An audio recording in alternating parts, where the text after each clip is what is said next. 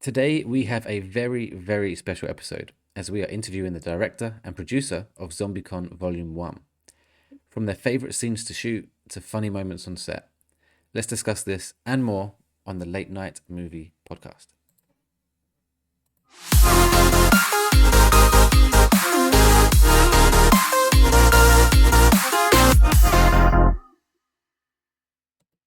Hello, everyone, and welcome to episode 45 of the Late Night Movie Podcast, your place for movie reviews, hot takes, and now interviews. I'm your host, Welchy, and joining me tonight are Mr. Pop Figures himself, Andy. Hello, guys. Yeah, it's a pleasure to be back and very excited for this episode. Obviously, it's a very special episode. And our resident horror expert, Stephen.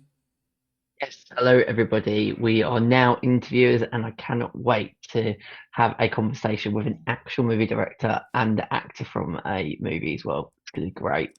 So we will also be joined by Erin Aine and Kyle Valle. They are the respective producer and actress in the movie, and Kyle is the director and creator of the movie. They also co-wrote the movie together with another co-writer, but they reached out, gave us the opportunity to review the movie. If you haven't seen that episode, we released that on Wednesday, our review of ZombieCon Vol.1. And this one is a interview with the two of them. And because it's a special episode, we're not going to go through all the housekeeping. We're going to go straight into the interview. So, yeah, please, if you enjoyed this episode, please do leave comments, leave feedback. If you want to see us do more of this, obviously we'll try our best to get invited to these things. But any feedback you can give us on how we can make this better next time, any questions we could have asked, they're happy to have questions as well from you guys. So follow them on their socials when they tell you at the end. But by all means, put them on this YouTube channel. We can send them to them, and maybe they'll come on again for another interview. Who knows? But please enjoy this special interview. We hope you enjoy it, and yeah, leave some feedback at the end, and we'll see you next time. Hello, everyone, and welcome to the Late Night Movie Podcast. We have a very, very special episode today. We are joined by Erin Aine and Kyle Valle. Hello. Hello. Thank you so much for having us. Thank you for joining us. Erin is the producer and one of the actresses from the movie ZombieCon Vol.1, and Kyle Valle being the director and creator. They have happily accepted, well, they've given us the opportunity, first of all, to watch the movie, which we're very appreciative of, and we're now obviously got the opportunity to interview them, which is fantastic. So we've asked for some questions from our listeners as well. We've got some of those we'll chuck in at some point, but obviously myself, Andy, and Stephen are the ones who have watched the movie, and we've got the most questions. I should also introduce, if I don't do it in the intro, Andy as always, and Stephen as always. Cool. So I want to start off, as I do with any new guest, is to start off asking, what is your favorite ever movie? And I'm guessing it might be, just from what we've just watched, a horror related movie. But if it's not, great. But if you don't have a horror, if your favorite isn't horror, then also give us your horror one as well. Awesome. Gotta be honest, it hasn't changed. It is still Harry Potter Goblet of Fire. Oh, yeah. I'm like the Oh. biggest Potterhead in the world. I went to all of the midnight releases for the books way back in the day. And when they came out as movies, it was the same thing. Like I was basically cosplaying as Hermione, like in the theaters, ready to go. And it's always still hasn't changed from Goblet of Fire. But favorite horror film, difficult to say. Currently, I keep going back to The Shining. I know it's more like Okay. psychological, Great- but I great kind of choice. can't get away from it. My partner would and be I'd very have to happy go with the. my Sorry, I was favorite just going to film. say. What was that? No, I was just going to say my partner would be very happy with the Harry Potter choice. She's a massive Harry Potter fan as well, so that's a good choice. We get along, yes. Definitely. No, I do love a Harry Potter film, but my favorite film, which kind of I don't know if you'd classify this as a horror film or not, but it'd be Aliens, which I feel like Oh, falls more definitely. into like action adventure, obviously horror elements. So if I had to go strictly horror, I've been kind of bouncing between two, and that'd be like the original It and Halloween. Yeah.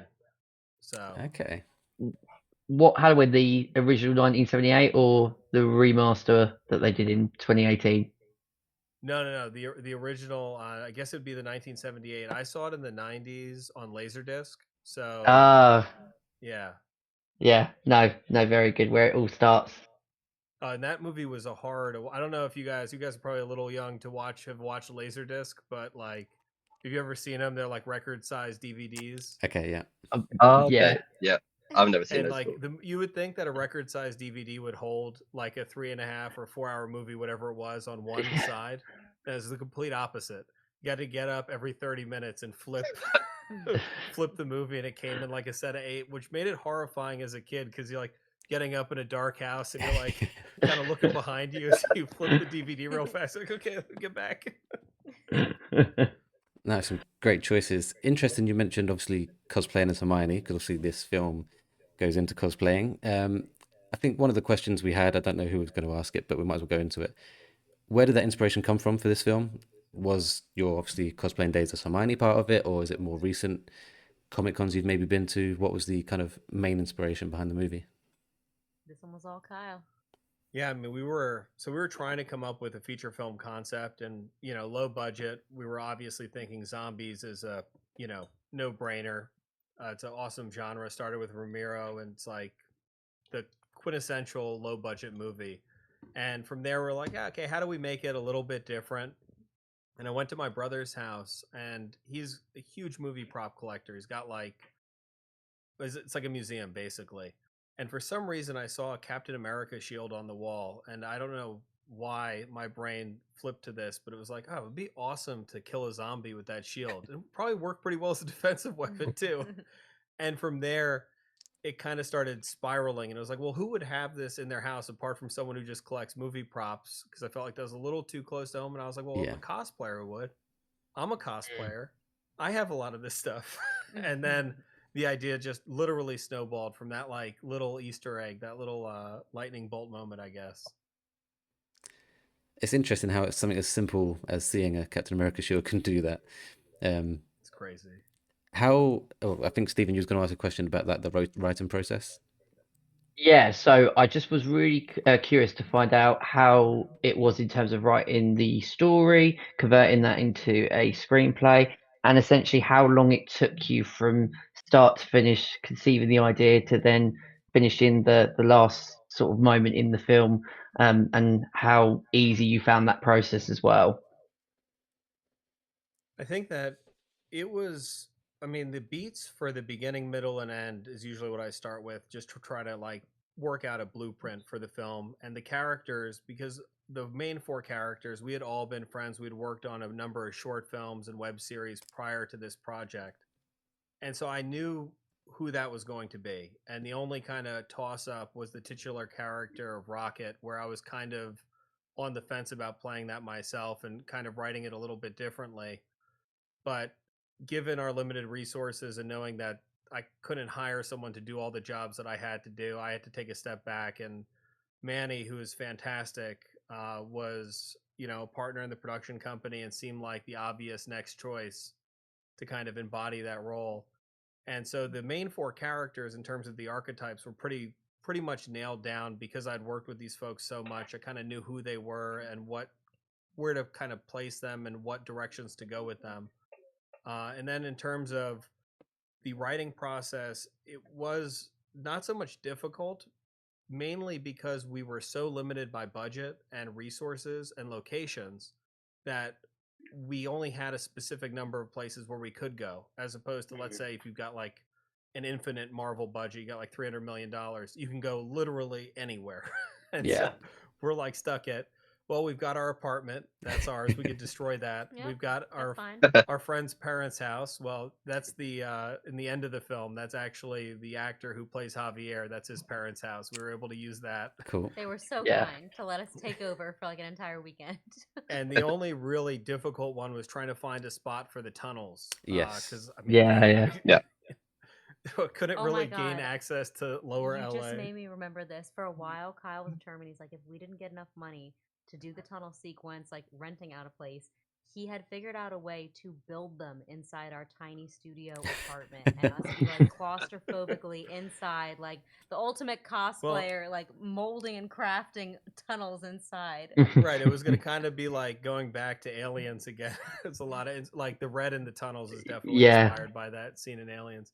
But I was like, all right, we'll just make it a little bigger than the pipe that Bishop went through. And like, we'll have everyone kind of crawl through. And then I forget, there was an old movie, I think it was Relic.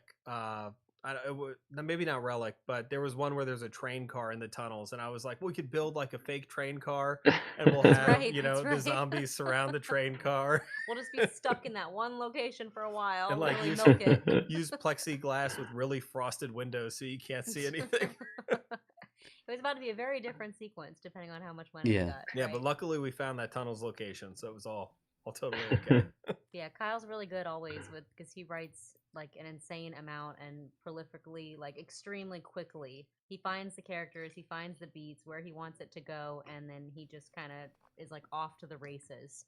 I'm more like the de facto editor. I take it and I can't wait to like not pick it apart, but Yeah. look for little ways that I think it needs to be fixed or improved, or definitely typos or anything. But And with then ZombieCon, you were flying through this. I was, but it was also great because obviously Erin and Manny are both credited as co-writers on the film, and it was great to we pump out 20 pages, sit down, talk about it, send Manny off with like a specific sequence, get his kind of feel and his take on it, rework it to try to make it fit within whatever the context was of where I thought the film was going. But having that gave us a lot of creative flexibility to move the story around very rapidly. And you said that it was in your apartment. So that scene, or the main scene, I guess I call it main scene, where the zombies start, that's your apartment? Yeah, That we was just moved like yeah, less than a year ago. About a year ago now. We had owned that apartment, which was horrible when we sold it, because I always envisioned turning it into like an Airbnb after the movie came out and Right. like having a sword through a couch or something. Yeah. But as we were selling it, the real estate agent's like, oh, we've got to repaint the walls to make it like fresh for whoever. And I'm like, yeah, okay, that's fine. And so I'm going through the apartment with the painter, and one of these windows, I hadn't opened the blinds on for like, I guess since we had filmed. He had his desk pushed up right against it, so we hadn't gone back there. So I opened the window, and there's this giant splatter of blood like on the window, and the painter I thought was gonna have a heart attack. Which I'm like, we're in LA, so I'm like, I figure this is not like too uncommon, Yeah. but like that's actually movie blood. And the second you start being like, oh, I don't know what that is. Like it's not real. I promise. They look at you like, oh my god, I'm just gonna keep my mouth shut. Yeah, our neighbors all knew that we were filming our next. I was going to say that next, yeah. They all knew that we were filming this, and certainly in post-production, they've heard a lot about this movie. So I wonder with the people that moved in there if they'll end up, being told about it and watch it. I don't know. I know someone called the cops on us during filming, actually. Really? During that scene that you mentioned, the actor's standing outside and he's banging on the door and making all these zombie sounds. And our neighbor across the hall thought someone was trying to break into our apartment. Well, you had like the screams that you're able to generate in that as well, added to the fact of the baddie. I mean, there people be sitting there thinking, is this like some kind of start of a Netflix documentary? And that doesn't normally end well. We hear bangs and screams and then a bit of blood, and it's like, oh god. Just shows how great craftsmanship went into that scene. I remember vividly when I heard the scream, I was like, whoa, because it was the first time that you were able to do that, or that we see that as well. And it's kind of when things just start going absolutely pear-shaped, which is great.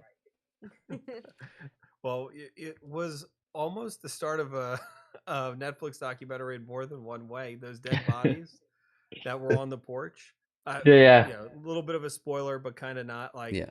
But they were out there, and we had forgotten about them after filming. So maybe like 2 months later, I look up at like walking the dogs outside, and in LA, like police helicopters are all over the place all the time, and I'm like, oh yeah, those things are still on the porch, aren't they? I was like expecting to get swatted, so we had to quickly pull them back in. Just like a casual walk with the dogs morning, like sipping coffee. What about the dead bodies on the porch? How did they get there? What was our next door neighbor too definitely knew during post production, like because Kyle would have to be testing it for the 5.1 surround sound, and like the speakers would be vibrating the walls. So he would always text her, be like, I'm really sorry. This is going to be a rough couple of days. A couple days later, oh, just a couple more. It'll be a little bit loud. She's texting me like, there's a lot of screaming. It was a lot. What was used for the blood? Because one of the things we mentioned in the review is how realistic it looked. Obviously, you mentioned a low budget.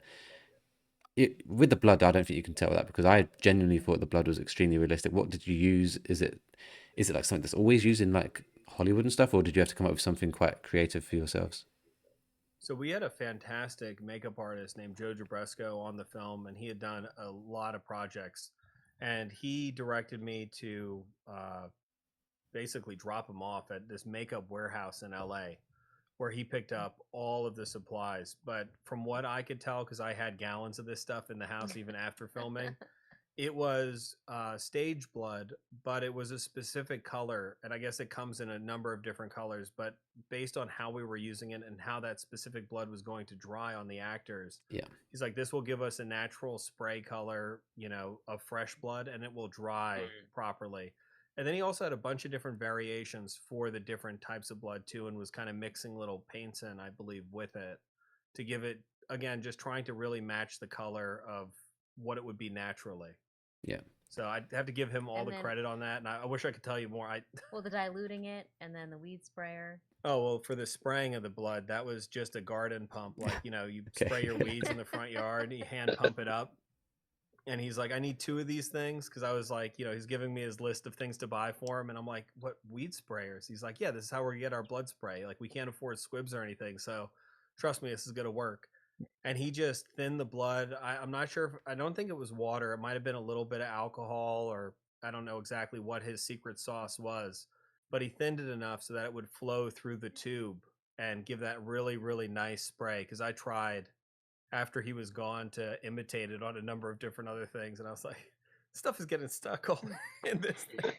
And I gave him a call. He's like, "Yeah, just put I think he told me to put water in it, but he used something different. He's kind of a Very technical with it. Yeah. It reminded me almost when he'd be off, like just out of the view of the camera, and he'd be pumping this thing and like hiding in between actors' legs to get the right trajectory. It was like an Acme cartoon. Like him Yeah.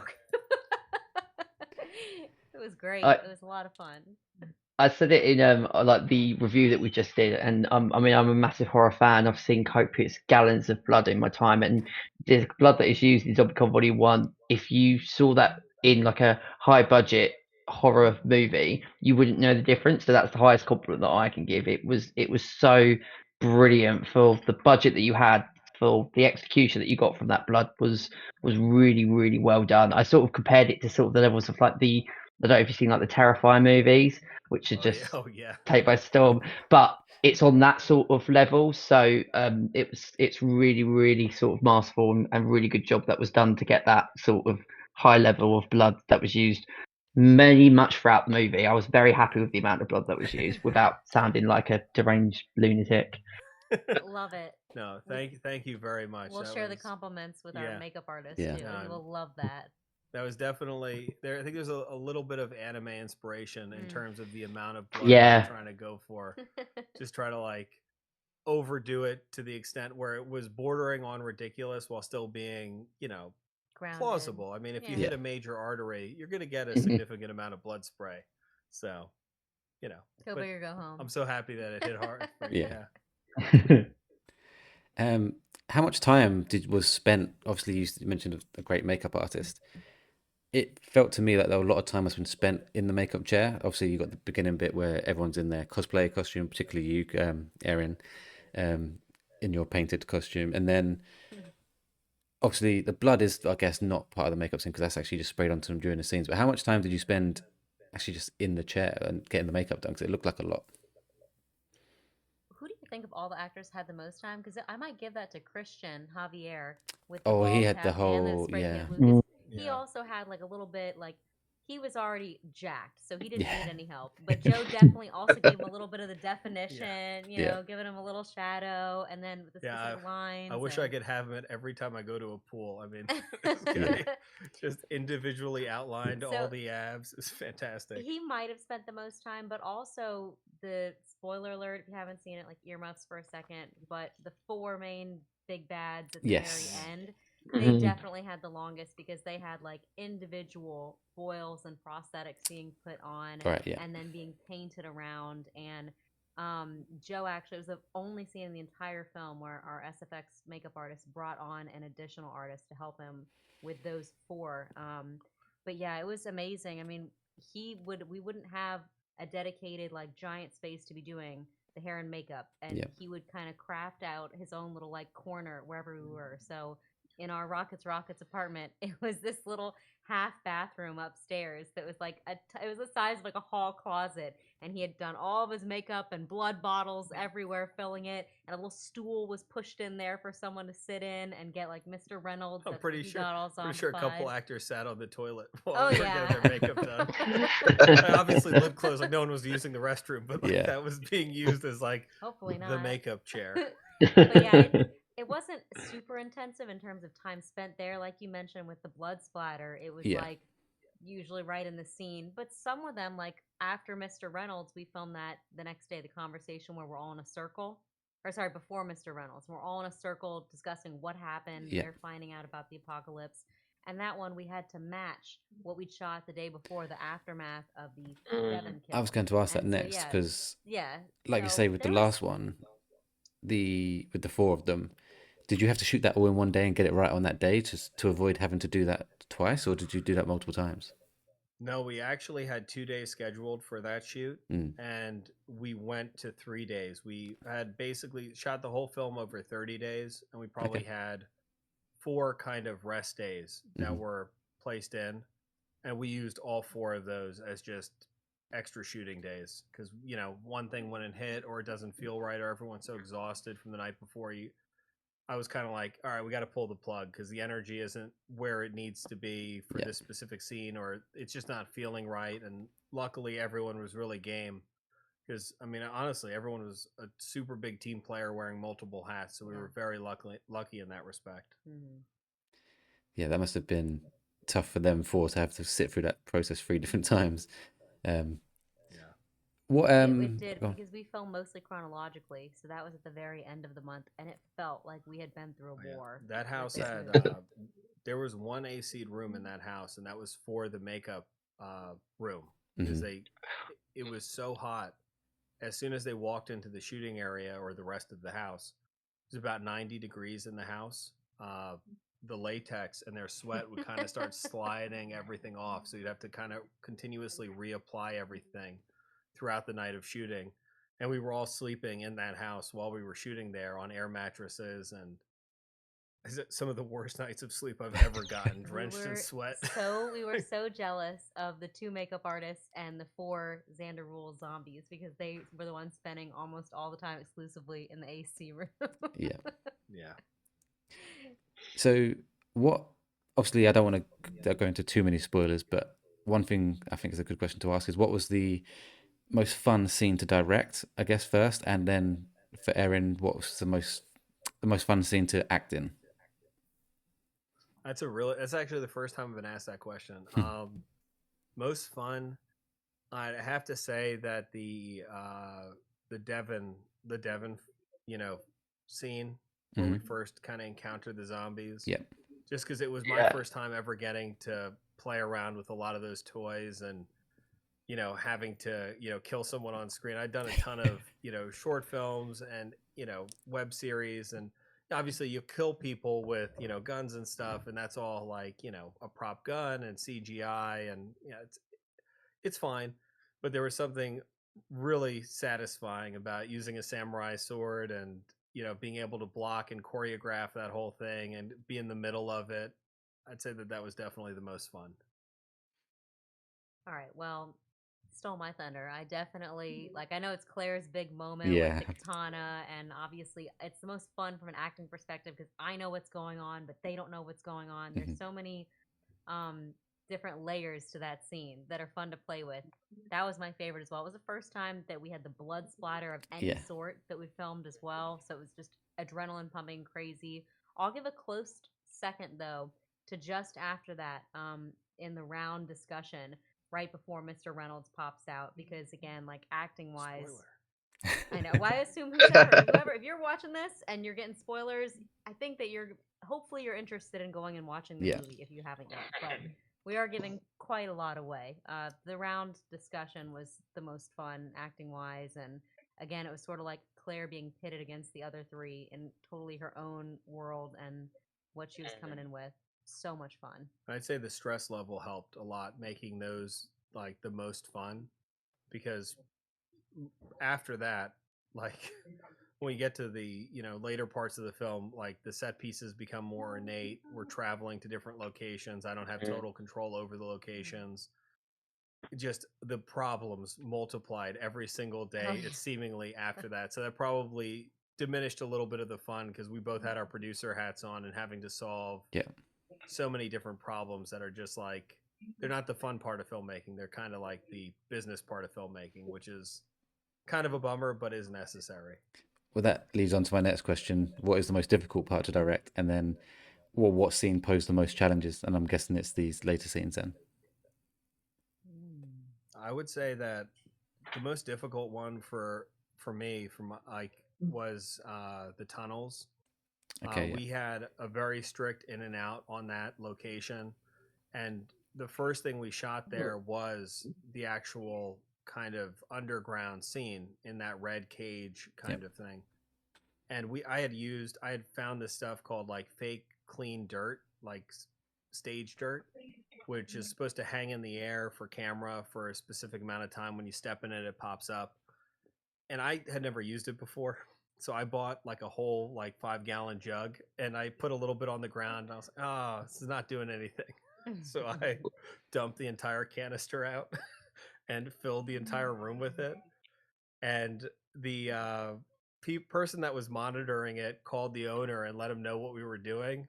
And they let us know with a half an hour left that night that we would be being charged a cleaning fee for the entire building, which was like 1/6 or 1/60th of the entire budget. Like it was like, it'd be $1,000 like cleaning fee, which was like, we don't have $1,000. So Like, ludicrous. so we all stayed back, and there was another fee also. If you go even a minute over, they charge you for another hour, Like that was like over. $300. And so either way, it was a loss. Yeah. And that just created a huge amount of stress, to the point where I was like, okay, we'll eat the $300 loss. We'll all clean. We've all got mops out. All the actors, including the extra zombies, everyone's got a mop out. We're all working our butts off. At the end of that hour, the guy's like, yeah, we're still going to charge you the cleaning fee. Oh. And I got in a car accident on the way to that set too. Yeah, I didn't even find out that he'd been in a car wreck until months later. He mentioned like, oh yeah, being this, that, and the fender bender. Oh yeah, the guy hit me. And I'm like, what are you talking about? It's like, oh, it wasn't worth mentioning. It was like small beans compared to whatever we were doing that day. Yeah, all the camera equipment was okay, so we're good to go. It's tough. I think most difficult acting wise might have been, just for one reason, the Devon scene, because in that initial blood spray with the knife and it coming in, like, and with the katana, but especially the knife, because that's when the blood starts, we only had one chance to do that right. We didn't have the budget resources or time to go back and clean and reset everything and me shower and all that. So it was the pressure, and it wasn't just on me, obviously. The camera, the focus pull, the boom, like the other, everyone's got to be on point. But that was like heart pumping adrenaline. Like, thank God we got it as well. So Truly. And if you hear any crying in the background, I apologize. We've got a little 6-month-old, and she's making her opinions known. Yeah, no worries. We used to have that here. I've got 2 kids, and they often interrupt what we do, so it's no issue at all. Yeah, you'll excuse me if I pop back once or twice during here to go check on her. Absolutely. She's babysitter's best in the world, but Yeah, absolutely no worries. Very conscious babies that and kids have a mind of their own. Yeah, definitely. Very conscious that I'm kind of taking over here. Andy, I want obviously let you have a chance to ask some questions. Yeah. So I'm actually someone that enjoys going to Comic Cons. I've been to 3 this year and have another 3 planned over the next couple of months. Did you actually go to any Comic Cons yourself to get any sort of inspirational ideas from that, or had you already attended Comic Cons, and did that sort of inspire anything in the movie? So I had grown up kind of going, like, when I grew up, I was born in '87, so it was kind of before Comic Cons took over basically the world, and now you can find one, like a number of good ones in every state, at least in the U.S. But back then, I was lucky because I grew up in New Jersey. So in the New York, New Jersey area, we did have a couple that were pretty prominent. and my dad's a huge sci-fi guy. But we're actually in his house right now, and we're surrounded. I know the camera can't see it, but we're literally surrounded by movie props, which is where my brother got the idea from. But we did go to a couple like horror and alien conventions growing up, again around that area. And then we got lucky to go to a Star Trek convention out in Las Vegas. It just timed correctly with our family vacation out there. And then it's probably gone to like a couple other smaller tier ones, but I hadn't had the opportunity to go to like any big Comic Cons. Otherwise, I probably would have felt like what we were able to do on our budget in the film may not have been up to snuff. I would have been a little embarrassed because after finishing the film and being able to go to all these cons and like have an excuse to be like, okay, yeah, we've got a film, we need to promote it. I mean, it's not for me. It's just to promote the film that we're going to go to these these cons everywhere. We were able to go to like, you know, Comic-Con in San Diego, LA Comic-Con, Yeah. Anime Expo, and like do all of these things on like a yearly basis, and like Dragon Con in Atlanta, and like really just enjoy ourselves. And so it's a little mixture of both, but I mean, I may have researched a little bit. There's one documentary on YouTube that I looked into, but I was pretty familiar with Yeah. what we were getting into from my experience, which, you know, obviously would have killed. I would have wanted to have like 20 vendor booths at least if I had Right. been to like a really massive con. And now, in my defense, though, they could have been in a different room, right? So we had the hallway, the stage room, the vendor booths were Yeah. just, they were in a separate part of the convention. It's not, Yeah, not a bad. Sorry, really. No, just going to say I'm very jealous, obviously, compared to the sort of Comic Cons that happen in America to what we get here in London. It's although they are big in terms of sort of what we have, it on the comparison between the two is crazy. They're a lot bigger in America, and it's obviously something that's on my bucket list to attend one day. Yeah. Same. The other thing I was going to ask is obviously at the start of the film you have them cosplaying sort of Guardians of the Galaxy sort of costumes. What was your idea? How did you come to that idea that they'd be cosplaying as Guardians of the Galaxy? Was that from sort of seeing the Captain America shield, sort of being Marvel sort of lovers? I'd say Guardians of Galaxy adjacent, Adjacent. for legal reasons. But you know, I was looking for a group of 4, right? And you know, the Guardian, we had filmed this in 2016, so right, the first Guardians film had just like come out not too far back. And I really enjoyed that, especially James Gunn's use of music in that film, which I was like, I thought it was just a really brilliant move and was really different. And Quill's character and just the dynamic of the 4. And so when I was looking for something, and initially it was kind of like a Teenage Mutant Ninja Turtle type group of foursome, but I wanted something that was a little more like easily doable, obviously from a cosplay perspective, but also kind of matched the character's disposition. And it just seemed to fit kind of perfectly with the 4 that we had in terms of, you know, the Javier being the kind of muscle guy. You know, you've got Punky, who's kind of the attitude, so that fits with Rocket or Rocket adjacent. You know, Claire with Gamora, you know, the angry temperament. You know, and then of course, you know, Rocket with like the kind of the hero question mark where he's got a little bit of, you know, personality quirks where you're kind of questioning, is this guy the real hero of, you know, leader of this thing, or is he kind of something a little different? And it just seemed to kind of, you know, click into place. So a little bit intentional, little bit luck, and just kind of it felt right, which is the best way I could describe almost everything in the making of this film. And just kind of trust your gut. Yeah, no, yeah, it was very fun to sort of watch that scene at the start where they are sort of having that cosplay competition. That's something I've seen sort of personally as well at Comic Cons. So it's very sort of fun seeing that. Did you sort of come up with your own sort of dance routines, or sort of how did you come up with those sort of ideas? This is a funny story, right? So we were shooting it day of, and Team Force goes off on their own.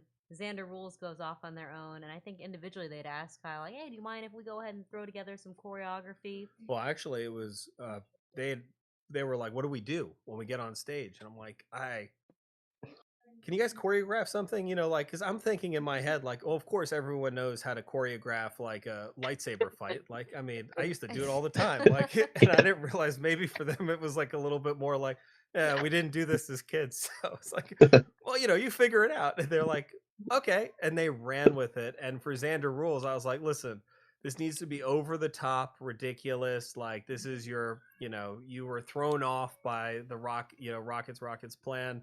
So, make it overtly sexual in nature and, kind of find something to do with that. They were their own intimacy coordinators. Yes, they were.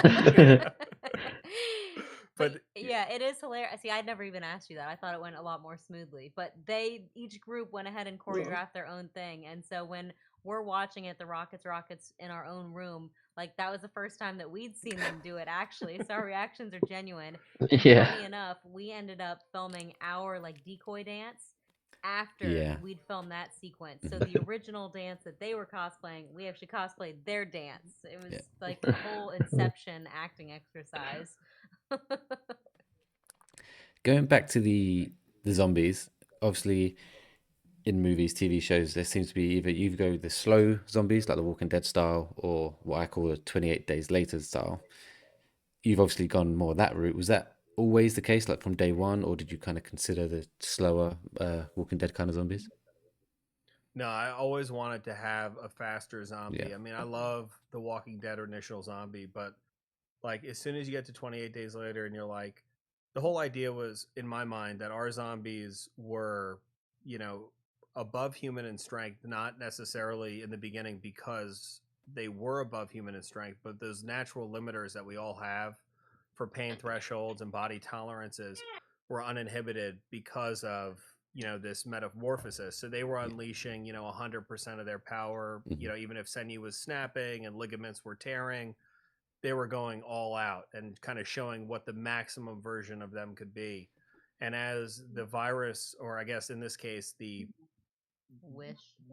as the element evolved throughout the film, they're gaining more control and sentience based upon their level of assholery, more or less. Yeah.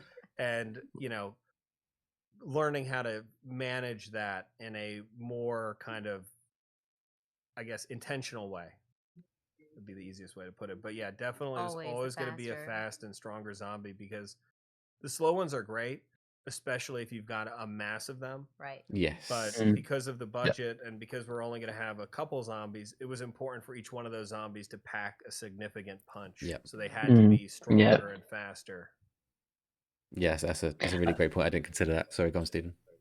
No, I wanted to say that one of the genuine surprises I had in the movie was of how sort of, without giving anything away spoiler-wise, was how sort of moving it was, particularly in its later stages. You referenced that you love movies like it, and you were talking about sort of Guardians and Teenage Mutant Ninja Turtles and that idea of togetherness and friendship, and I didn't really anticipate getting that from a zombie horror movie, and I would say that's like such a great compliment.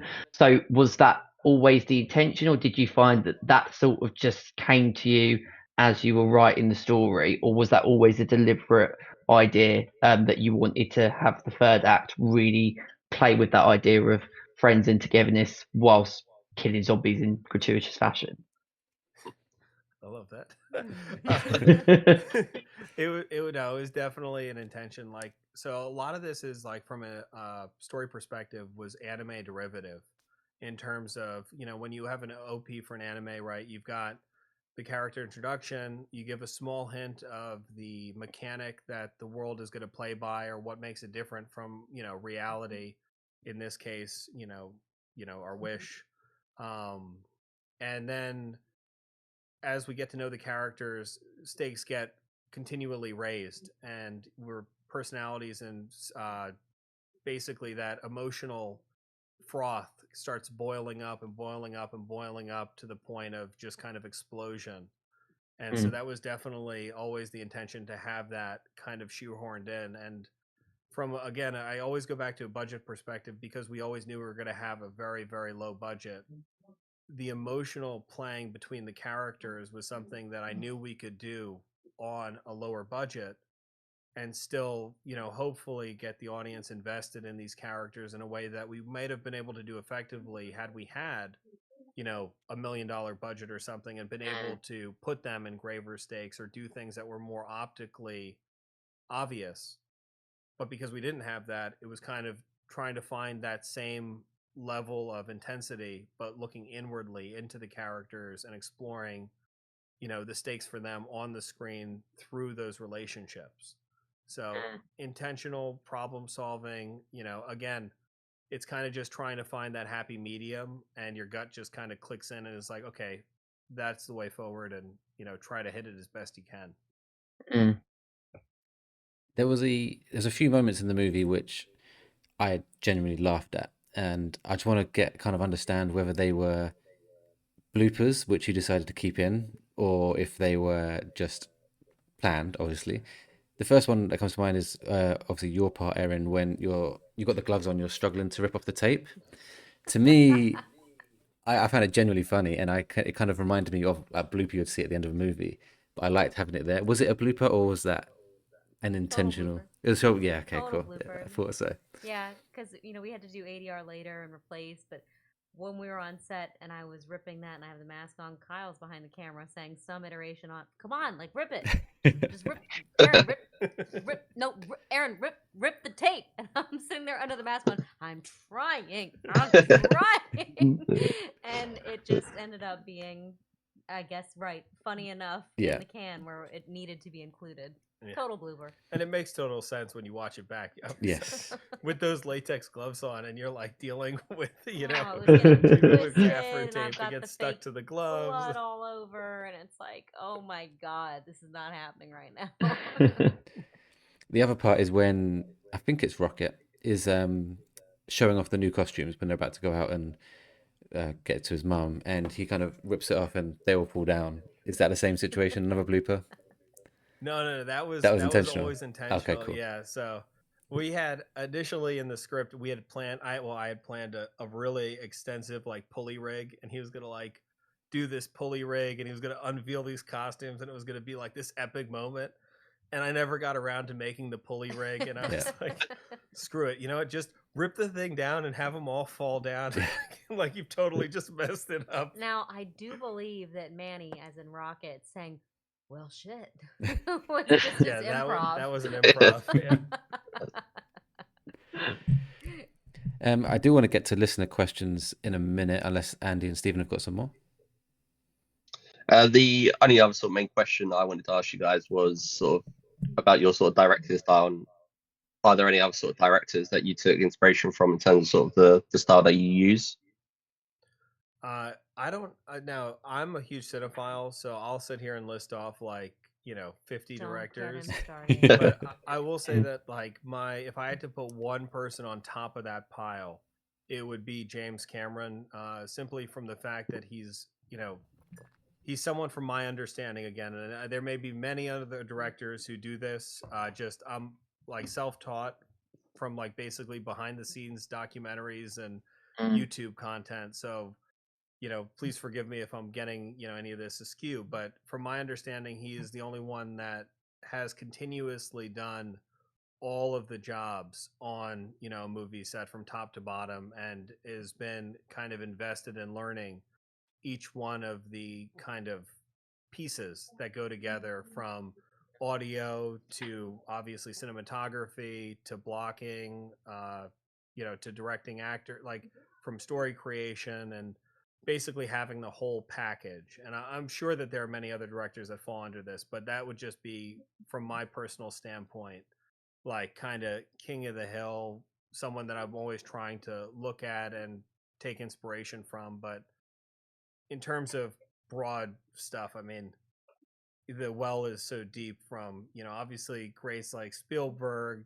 like Del Toro, Rodriguez, like the list is kind of forever long, even to some of the newer directors that have come out, which I think lean heavier into like beautifully large visuals like Nolan, which would be very difficult for us to kind of hit that stride with our budgetary restrictions. But from a sound designing perspective, there were a few times where I tried to put some of those kind of really deep bass hits in and draw kind of the intensity of a moment out, and that was definitely inspired from him.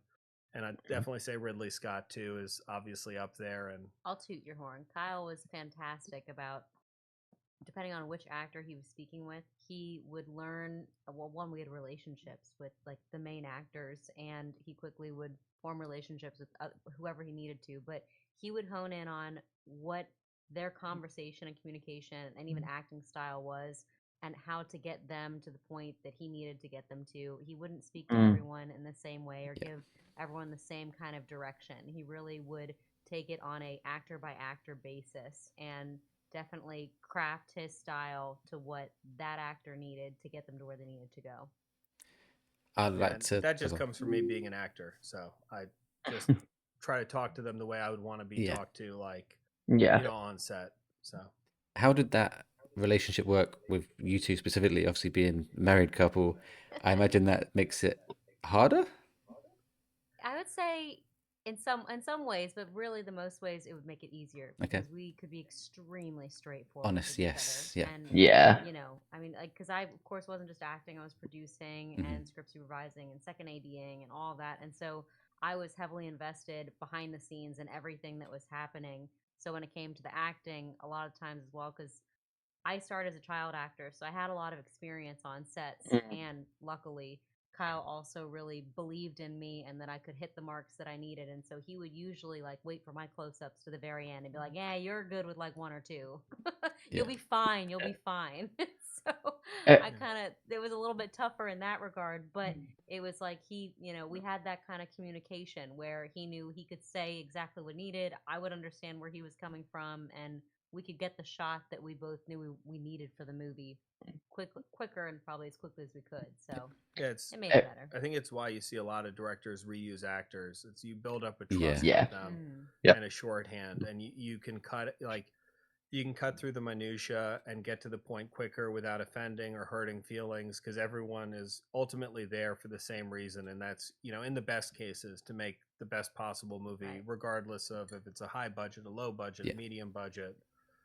If you're a fan of film, which I think almost everyone in the industry is, that's usually, I think, the main goal for everyone. Oh yeah.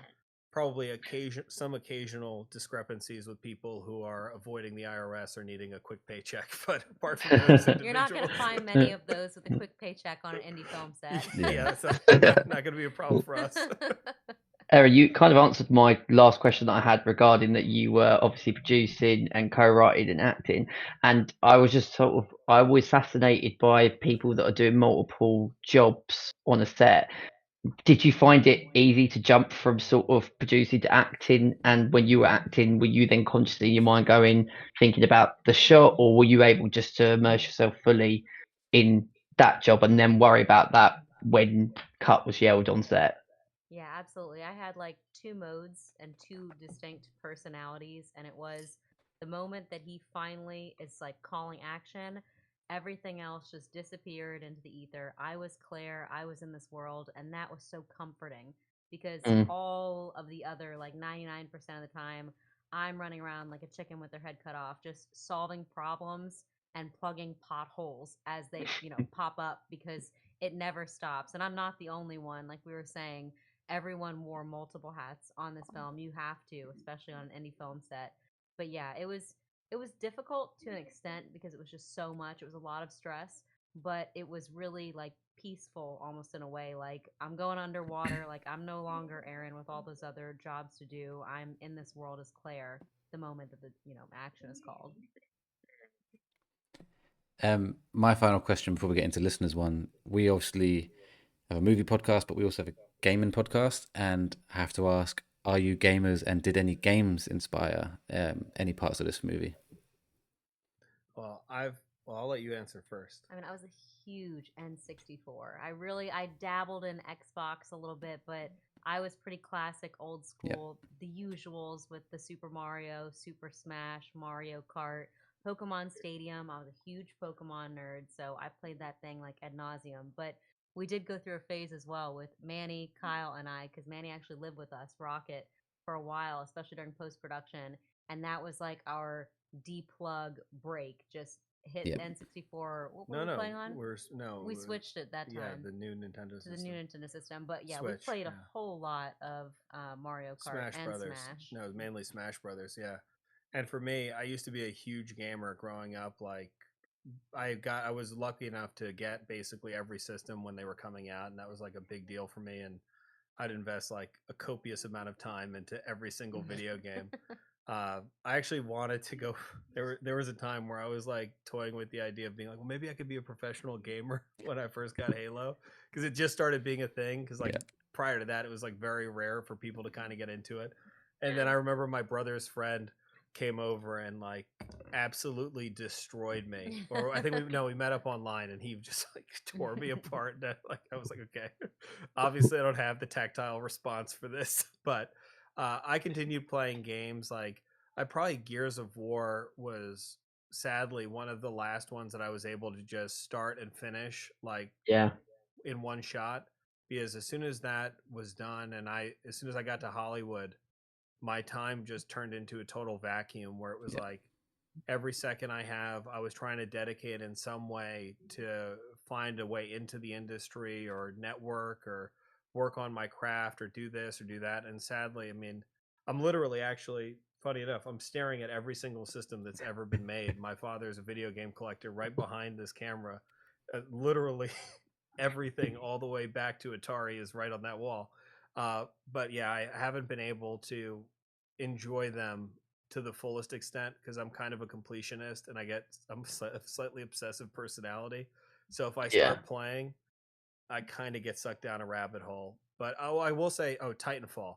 I did hurt my back like 3 years ago, and I refound Titanfall, and I probably spent, and I think it was only like 100 people or maybe 200 people on the server at that time because it's sadly like kind of faded into obscurity. Yeah. But I did spend a solid 3 weeks playing it while I healed my back, and that was, I don't know, for me that game is a tremendous like kind of. I love the mech aspect, and I love the fact that you have also the personal aspect. Like that dynamic between the two like playability factors, I've always found to be very, very exciting. So I think there's a second one out that just came There out is a recently. second one. Well, not recently anymore. It was, Well, for me, I guess. I'm assuming as well. Resident Evil is in there. Yeah. When you, especially when you compare it to this movie, I was watching it thinking that there's a couple of moments that reminded me of those like real gory aspects from more of the newer Resident Evils, but also some of the old school ones as well. So I wondered if you also were thinking of that at any point when making the movie. Yeah, I mean, I grew up with, now I haven't played any of the newer ones, but I grew up with like my first Resident Evil game was Resident Evil 2 on PlayStation. Yeah. And I would, turn off all the lights and sit like 6 inches away from the screen. And like, I'm kind of getting shivers right now because I remember back then, like, I'm feeling terrified playing the game with the volume on high, and like, Yeah. and then some monstrosity like comes out of nowhere, and that game killed me too. Because every game up to that point, you had like an infinite amount of ammunition, or like you could always find like health packs or something. Yeah. That game, I was like, what the fuck? There's no, excuse my language. What the frick? There's like there's no bullets anywhere to be found anywhere in this game. Gives you so much stress in that situation. Oh yeah, dude. And then you're like never knowing when to use the weapon. Like, dude, you're like, oh, I gotta like once one of like, I think it started with like the dogs was like the first one that was like, outside the realm with the zombies, and you're like, oh shit, I used all my bullets on like the last zombie, and then this thing comes up, so I get killed, and like you're replaying it, but then you're like, but do I use it on the dogs? Because I don't know what's coming next. And it was like before the age of YouTube where you could kind of tune in and be like, hey, what am I expecting in the next, chapter or two? So I remember that just being a slightly traumatizing experience, but also a blast. Like Halo though was kind of more of my jam because like Halo was like infinite ammunition and just like kind of I was always a sniper, so I was like just like picking people off from a distance. And now like the game never, like at least from the narrative part of the game, the characters would never react, so you could just go set up and just take out like 50 bad guys and be like, no one notices that I'm killing anyone. Those little fat guys that like walk around with their hands up, like you like take out 5 of them, they're like, ah! Got a couple minutes left, so I want to go through quick listener questions. Biggsy wrote in, I think this one's kind of been answered, but probably still good to ask it. How difficult is the casting process, and how do you know when you found the right actor or actress? Obviously, you know most of the cast and you've been friends with them for a while, but did you, I guess maybe the first time you met them, was that through a casting process or was that through some other process? Yeah, so we did whole professional, like out of LA in person. I was casting director. Kyle also was like my wingman, looking at all of the headshots and everything and going over the tapes. But actually, Christian Javier sat in with me when we held in person auditions. And after a lifetime of acting, I kind of came at it, like Kyle was saying with directing, from an actor's viewpoint, where I've been on their end of the camera so many times. I kind of knew who, when they came in with their energy, if not only with their acting, if it was right for the character, but did they have the kind of right actor energy? Were they Mhm. going to come in and be a positive, force? Because you cannot have negativity on an indie film set. It spreads like a zombie virus, and almost as important as being right for the role, having the acting chops, having the right look, them all coming together when you're piecing together a scene. It's the actor themselves and their, what they're going to bring energy wise. So that was great. But another great story with the casting was that those cosplayers, the extras at AnimeCon West, most of them were actually local Los Angeles cosplayers wearing their own cosplay. I Oh, that's reached really Wow. out via cool. Instagram to a whole bunch of cosplayers, and luckily a bunch of them were like, yeah, I would like to be in a feature film. I will bring my cosplay. I will be there. So it was a mixture, like we said, with writing around our friends and people that we've worked with before. A couple like Mama Bear were friends of friends. Javier knew Mama Bear, and Anna, one of the Xander Rules girls, was one of his friends. So it was being pieced together, but a good mix. Yeah. They then go on to ask, I guess that could be someone in this film or some another film, the favorite actor or actress you've worked with. Oh, Now I would automatically say my wife. Yeah. I mean, it's the fantastic. I mean, you can say actress. anything else. But to not give the bland answer, I'll say Punky Mm. or Punky Johnson. So when I first got to LA, we were in an acting class together, and then we lived together for a while. And she's always been like, in my mind, is like my Vasquez, like for any project that I'm writing, is just kind of like the kick-ass Yeah. female character. Mhm. So we've worked together a lot, and so I would say if I'm not choosing my wife, I would go with her. I have a super, super random answer, but one of my first big budget feature film set experience was Bobby Jones, A Stroke of Genius. And I was like this tiny little, probably 9-year old, wandering on very confidently to this big budget set. And Jim Caviezel was the starring actor, and he'd just come off of playing Jesus Christ. And so, like, it was at like the height of his career. Yeah. And I go up to him all gung ho, and I'm like, "Hi, Mr. Caviezel. I'm Erin Smith." Like, so Hermione Granger. I play young Alexa Sterling, like this small role. And I will never forget, just took the time to like speak with me and talk to me and was so genuine and remembered my Yeah. name the next day on set. And that experience really taught me a lot. Like, there can be the actors that you go up to and they're not so friendly, or they're kind of, Mm. and then the ones that take the time and get to know you. And I just will never forget that. So, not really like my favorite actor ever to work with, but I think one of the best on set experiences. Yeah. Best Mm. memories. Jack writes in saying how much usable footage typically comes out of one day of filming and how much footage does not get used throughout the whole process. So how much is wasted, or I guess there could be bloopers, I guess, but how much is just wasted? A lot. A Mm. lot comes down to you want to get. I mean, my style is a very minimum 3 takes on every Okay. single shot, unless she's doing it, which occasionally I might go with 2 takes. I mean, really, because I trust her, and like even if I miss something in camera, I know the performance is going to be there. But for everyone else, I don't want to put that type of pressure on them. So you'll get a minimum of 3 takes, and then the 4th take I'll usually get, which is kind of like okay, we've got it. Now let's play around a little bit. Yep. Let's do something different. And I think a big kind of hang up on this was, actual film stock, which was very expensive to get kind of printed and chemically altered. And now that we're in the age of digital, the most expensive thing is getting everyone to the set, getting the actors there, getting them in costume, getting the camera rolling. And once you're rolling, you're benefited to get the extra couple of takes, because it only takes a total of maybe 10 minutes, 20 minutes to get those extra takes. And that can make the difference between, something that's average or something that could be possibly fantastic, or just save your ass, in case the focus wasn't pulled correctly, or, you had something happen in the background that you weren't expecting, or, an audio quirk and you didn't want to go back and ADR it. So the acting performances were equal. So you'll go with that. but I'd say a good, what you're seeing on screen, at least, especially for ZombieCon, there are, probably 10, maybe 12 hours of total footage that was, cut down to an hour and 50 minutes. I guess one final question before we wrap up. I know you've got to get away.